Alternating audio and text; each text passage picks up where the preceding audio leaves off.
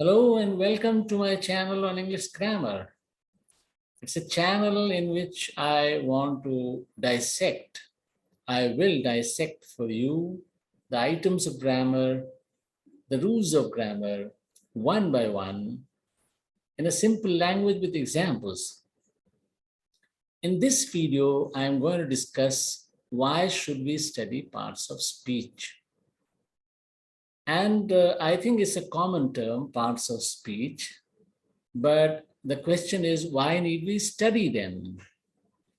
And in order to understand that, I'll begin with the list of parts of speech. And what is the list?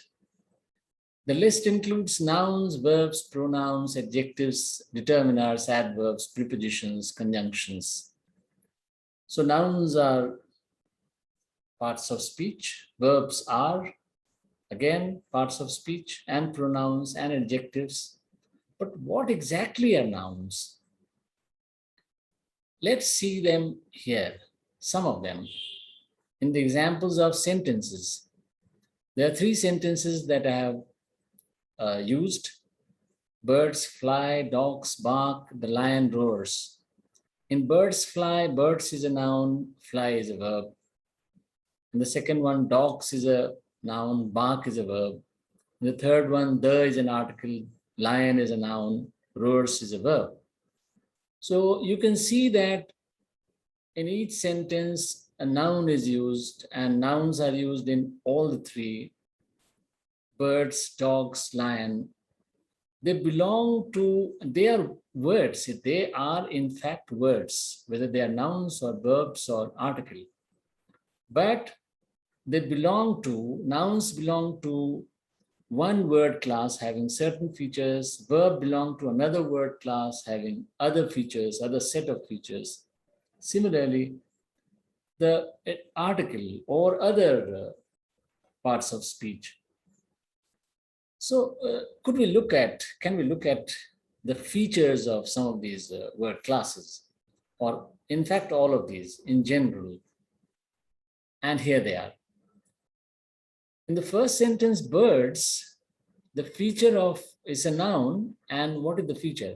It can change its form. Bird can become birds. With the addition of s, we change the form of bird. Similarly, in the case of dog, dog becomes dogs. Lion can become lions. So we see that nouns change the forms. There are two forms of nouns here, and each of them changes with the addition of s. So there's a pattern also in the chain. Similarly, in the case of verbs, they also change, and here also there is a pattern. It may not be exact, but there are similarities. Ing form like flying, barking, roared, or ed form in two of them, barked, roared, and so on and so forth. So nouns and verbs change their forms, but article doesn't change. So what we observe here, that some of these parts of speech change their forms like nouns and verbs, and of course they also include adjectives and adverbs, but others don't change their forms. Like article, of course, we have seen already, but prepositions and conjunctions, they also don't change their forms. Now let's look at another feature of these parts of speech, or word classes as they are called. What is the other feature? The first sentence, birds fly, the noun birds is a noun, and that comes before the verb fly. But is it possible to change the order of the words used here? Can noun be used after the verb? It is not possible. It will be incorrect. Similarly, you can't say bark dogs. You can't say roars the lion.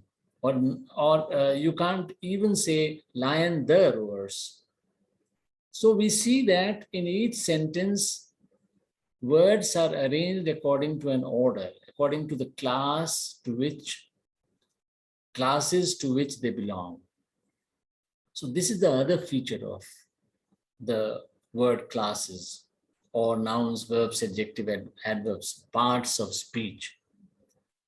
And unless we know what are the features of these word classes or parts of speech, how can we use them? So it's important for us to study parts of speech and their features in order to write correct sentences, in order to write correctly, in order to use the words correctly in sentences. That's all from me today in this video.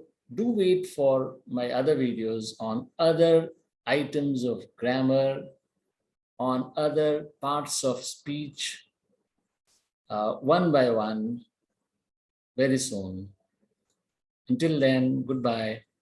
Thank you.